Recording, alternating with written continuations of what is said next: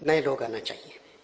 مثال کے طور پہ اگر عنوان ہے اردو ادب کی بنیاد، تو گفتگو ملک ریاض صاحب کو کرنا چاہیے، کیونکہ بنیاد کے بارے میں ان سے زیادہ اور کوئی نہیں جانتا۔ دوسرا عنوان پنجابی ادب کے دو بڑے شعر،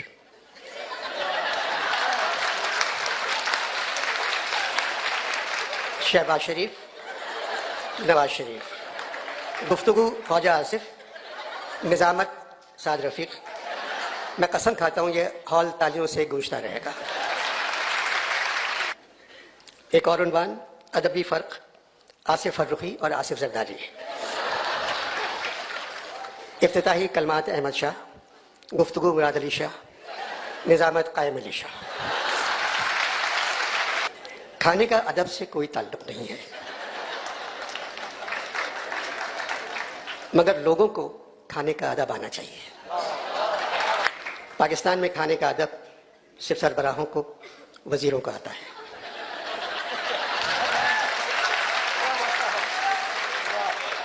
وہ خاموشی سے کھاتے ہیں، کیا کھایا یہ لوگوں کو اخباروں کے ذریعے معلوم ہوتا ہے۔ احمد شاہ صاحب کی بیگم کو میں گل کہتا ہوں، گل بہت اچھی خاتون ہے۔ میں نے ایک دن گل سے پوچھا، گل احمد شاہ کیا کیا کرتے ہیں، آپ کو کچھ اندازہ ہے؟ گل نے کہا، انور صاحب جانے نہ جانے گل ہی نہ جانے، باغ تو سارا جانے۔ اب لاہور کی بات کر لیں، پہلے جیسا لاہور نہیں رہا۔ شہر لاہور تیری رونقیں دائم قائم، تیری گلیوں کی ہوا کھینچ کے لائی مجھ کو۔ ناصر کاظمی کا لاہور بھی نہیں رہا، منیر نیازی کا لاہور بھی بدل گیا، اشفاق احمد کا لاہور بھی بدل گیا۔ فیض صاحب، میرا جی، راشد، صوفی صاحب کا لاہور نظر نہیں آتا۔ قاسمی صاحب، کشور اور کامران کا لاہور کہاں ہے؟ استاد داپن کا لاہور کدھر چلا گیا؟ ٹانگوں کی جگہ ترکی کی میٹرو بس نے لے لی، کینو اور مالٹے کے ٹھیلے غائب ہو گئے، ان کی جگہ اورنج ٹرین آ رہی ہے۔ سوائے لاہور کے سارے پنجاب کے حالات ٹھیک نہیں ہیں۔ لاہور کے قریب شیخو پورہ ہے جسے سب امرودوں کا شہر کہتے ہیں، مگر شیخو پورہ والے اب لاہور کو نمرودوں کا شہر کہتے ہیں۔ داتا گنج بخش کا عرس لاہور میں ہر سال ہوتا ہے۔ اس سال عرس کے دن میں وہاں تھا۔ ٹیلی ویژن چینل کے ایک اینکر نے مجھ سے پوچھا، داتا صاحب کے بارے میں آپ کچھ کہیں گے؟ میں نے کہا، داتا نے لاہور میں 2 بھائیوں کو بھی گنج بخشا تھا، مگر انہوں نے بال لگوا لیے، اور بال لگوانے کے بعد وہ داتا سے انداتا بن گئے۔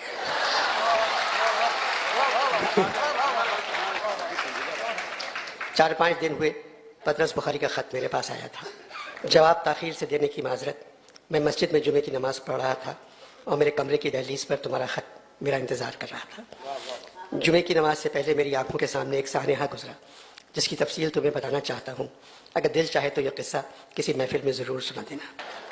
مسجد میں میرے سامنے والی صف میں علامہ اقبال، محمود غزنوی، ایاز اور صوفی صاحب کھڑے تھے۔ اچانک محمود غزنوی نے ایاز سے کہا، تو میرے ساتھ ایک صف میں کھڑا نہیں ہو سکتا، پیچھے جا۔ صوفی صاحب نے محمود غزنوی سے کہا، ذرا زور سے کہو تاکہ اقبال سن لے۔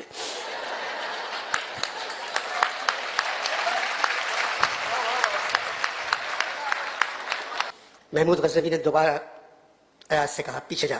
اقبال نے سن لیا اور بہت محبت سے محمود غزنوی کو سمجھایا، آپ ایسا نہیں کر سکتے، ایاز آپ کے ساتھ ایک ہی صف میں کھڑا ہوگا۔ میں تو اپنی شاعری میں کہہ چکا ہوں، ایک ہی صف میں کھڑے ہو گئے محمود و ایاز، نہ کوئی بندہ رہا اور نہ کوئی بندہ نواز۔ محمود غزنوی کہنے لگے، وہ تمہاری مجبوری تھی، بندہ نواز کے بعد تمہیں اور کوئی قافیہ نہیں ملا تو تم نے میرے ساتھ ایاز کو کھڑا کر دیا۔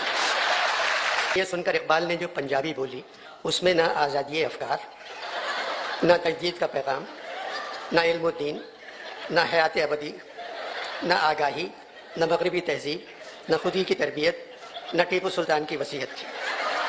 صرف ایک پنجابی مسلمان جو مرضی آئے بولے جا رہا تھا۔ اقبال نے ایاز کا ہاتھ پکڑا اور دوسری مسجد میں چلے گئے۔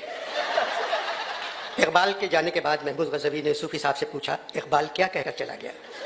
صوفی صاحب نے کہا، اکثر پنجاب کے دہقان لوٹ مار کرنے والوں سے اسی انداز میں گفتگو کرتے ہیں۔ صوفی صاحب کو چھوڑ کر محمود غزنوی اگلی صف میں چلا گیا اور میں صوفی صاحب کے ساتھ کھڑا ہو گیا۔ نماز کے بعد میں اور صوفی صاحب مسجد کی سیڑھیوں پہ بیٹھ گئے اور اقبال پر بات کرتے رہے۔ صوفی صاحب کہنے لگے، میں تو اقبال کا مرید نہیں ملازم ہوں، کتنا بڑا شاعر اور صرف درد مند، میری تمام سرگزشت کھوئے ہوئوں کی جستجو۔ اقبال کا مصرع ہے۔ دوسرا یہ جہاں جب جہاں ہے، نہ قفس نہ آشیانہ۔ پھر ایک شعر سنایا، میں صورت گل دست صبا کا نہیں محتاج، کرتا ہے میرا جوش جنوں میری قبا چاک۔